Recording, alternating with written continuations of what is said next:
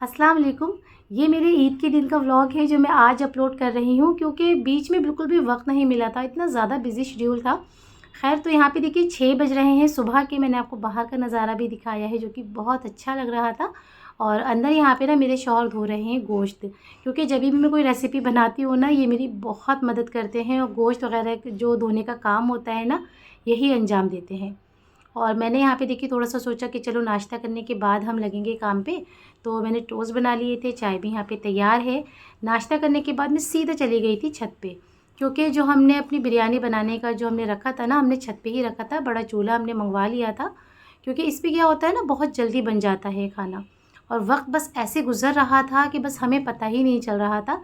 धूप बस तेज़ होती ही जा रही थी और इतनी ज़्यादा गर्मी थी, मैंने तो सोचा भी नहीं था। और मैंने यहाँ पे पूरा तैयार होने के बाद जो है अपनी बिरयानी बनाना स्टार्ट करी थी, क्योंकि मुझे ना इतनी ज़्यादा आदत नहीं है कि मतलब पूरा तैयार वगैरह होने के बाद मैं काम करूँ।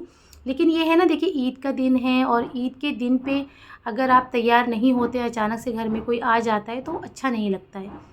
तो पहले मैं तैयार हो गई थी और उसके बाद यहाँ पे मैं बिरयानी बनाना स्टार्ट कर रही हूँ। और यहाँ पे देखिए मैंने आपको कोई रेसिपी नहीं दी है, बस इसी तरह से बता रही हूँ।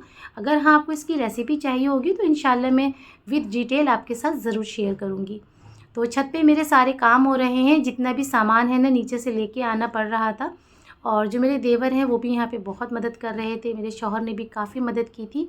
और ये जो कफ़गीर है बस इसकी वजह से मुझे बहुत परेशानी हुई थी। मैंने कहा भी था कि मुझे बड़ी कफ़गीर चाहिए होगी, लेकिन बस वक्त पे ना चीज़ें मिलती ही नहीं हैं। खैर कोई बात नहीं, यहाँ पे मैंने जैसे तैसे मिक्स कर लिया था। और आपको पता है कि मैं यहाँ पे ना इसमें हरी मिर्च डालना भूल गई थी, अचार डालना भूल गई थी। वो तो कहो कि मेरे शौहर ने याद दिला दिया था। कहते हैं ना कि एक से भले दो होते हैं। तो ये है कि मैं काम कर रही थी लेकिन थोड़ा-सा ना हो जाता है, रह जाती हैं कई चीज़ें। तो मुझे उन्हीं ने याद दिलाया कि शाइस्ता इसमें मिर्ची किससे होती है, मतलब कि उन्हें अंदाज़ा नहीं था कि इसमें हरी मिर्च पड़नी चाहिए।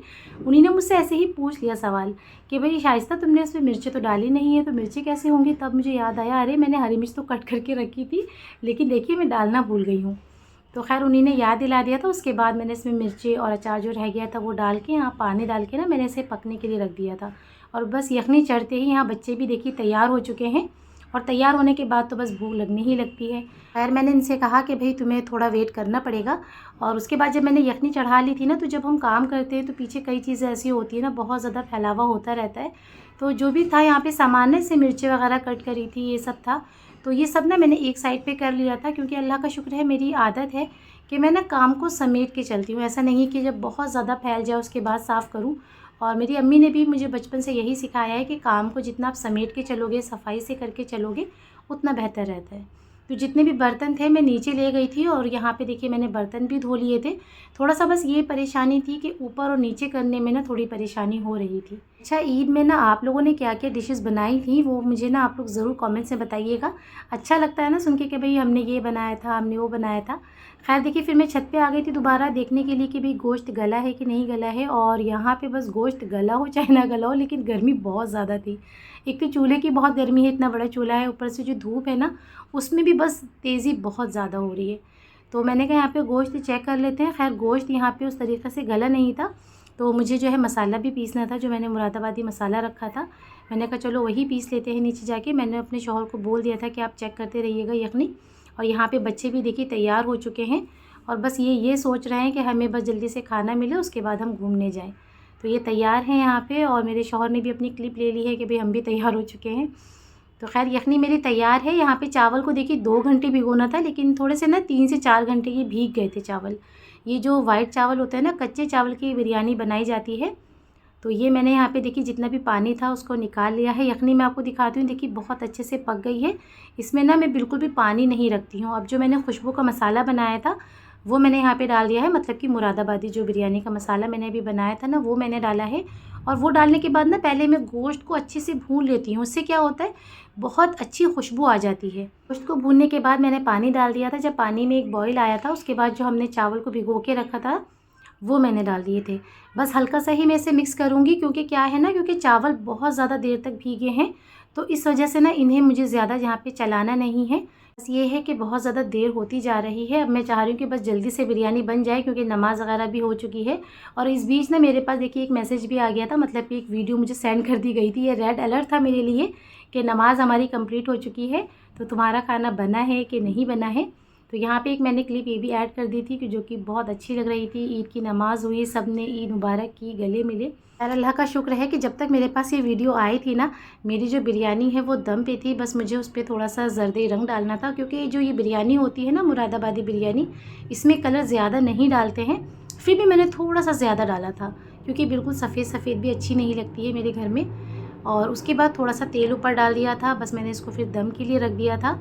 और यहाँ पे देखिए माशाल्लाह मेरी मुरादाबादी बिरयानी तैयार है। देखिए यहाँ पे ना अभी आपको इसी तरह से दिखा रही हूँ, क्योंकि अभी अभी ना दम पे से हटी है, तो ज़्यादा कवगीर में नहीं चलाऊँगी। इसमें जब ठंडा हो जाएगा ना तब मैं आपको दिखाती हूँ। तो घर में ना कौरमा भी बनाया था, मेरी नंद ने कौरमा बनाया था, दही बड़े मेरी देवरानी ने बनाए थे, और मैंने बिरयानी बना ली थी। ये है ना, सब इस तरह से मिलजुल के काम हो जाता है तो बहुत अच्छा लगता है। सब माशाल्लाह से बहुत ज़्यादा खुश भी हो जाते हैं। तो इसी तरह से हमने मिलजुल के घर में काम किया था। सभी डिशेज़ माशाल्लाह से बहुत अच्छी बनी थी, सबको ना बहुत ही पसंद आई थी। तो यहाँ पे देखिए मेरे जो देवर हैं वो बिरयानी खा रहे हैं। अब ये टेस्ट करके बताएंगे कि भाई कैसी बनी है। भाई कैसी है भाई? लाजवाब। तो सबने खाना वाना अच्छे से खा लिया था, सबको माशाल्लाह से बहुत पसंद आया था। ईद का पहला दिन बहुत अच्छा गुजरा था, सब बहुत ही ज़्यादा खुश थे। शाम होते होते बच्चे कहने लगे कि भाई हमें थोड़ा सा बाहर जाना है, तो उन्हें लेके हम थोड़ा सा ना ऐसे ही बाहर चले गए थे घूमने के लिए, क्योंकि बच्चे हैं उनके बाहर जाए बिना तो ईद हो ही नहीं सकती है। तो मैं खैर ऑटो में बैठ गई थी और ये बाइक पे ले गए थे बच्चों को, क्योंकि अगले दिन मुझे घर भी जाना था। तो हमने सोचा चलो भाई थोड़ा सा ना बच्चों को बाहर भी घुमा देते हैं। अल्हम्दुलिल्लाह ईद का पहला दिन मेरा यहाँ पे कंप्लीट होता है। इसके बाद अगले दिन हमें जाना था अपनी अम्मी के यहाँ, तो रास्ते में थोड़े से मैंने कहा चलो भाई मिठाई वगैरह ले लेते हैं ईद के दिन, क्योंकि मिठाई वगैरह बहुत अच्छी लगती है। घर पे जब पहुँचे तो भाई माँ बाप है, माँ बाप की जो ईद है ना वो तो बस बेटियों के साथ ही, मतलब कि जो शादीशुदा बेटियाँ होती हैं जब वो घर आती हैं ना, उनकी ईद तो बस समझ लीजिए तभी होती है। तो माशाल्लाह मेरे अम्मी पापा बहुत खुश हो गए थे। अम्मी ने खूब सारी तैयारी करके रखी थी। अंदर यहाँ पे देखिए खाना भी स्टार्ट हो चुका है। मेरे भाई बैठे हैं, पापा हैं। मेरी जो एक और बहन है ना उनकी थोड़ी तबीयत ठीक नहीं थी, वो नहीं आ पाई थी यहाँ पे। अच्छा खाने में देखिए क्या क्या है। रोटी तो खैर बाज़ार से मंगवाई थी, अम्मी ने नहारी बनाई है, और मटर पुलाव जो कि मेरा ऑल टाइम फेवरेट है। और जो मेरी भाभी है ना उन्हीं ने पाए बनाए थे। अल्हम्दुलिल्लाह हमारा जो सेकंड डे था ईद का वो भी अम्मी पापा के साथ बहुत अच्छा गुजरा था। और तीसरा दिन भाई बच्चों का था, उन्हीं ने कहा था हमें तीसरे दिन घूमने ज़रूर जाना है। बच्चे हैं तो भाई बाहर ज़रूर घूमेंगे ईद पे। तो तीसरे दिन बच्चों को ले गए थे हम लोग घूमने के लिए। आपको मेरे ये ईद के तीनों दिन के व्लॉग कैसे लगे मुझे कमेंट्स में ज़रूर बताइएगा। वीडियो पसंद आई है तो लाइक और शेयर ज़रूर कीजिएगा। चैनल पे नए हैं तो प्लीज़ सब्सक्राइब किए बिना बिल्कुल भी मत जाइएगा। अब मिलती हूँ मैं आपसे इंशाल्लाह नेक्स्ट वीडियो में। जब तक के लिए अपना ख्याल रखें, दुआओं में ज़रूर याद रखें। अल्लाह हाफिज़।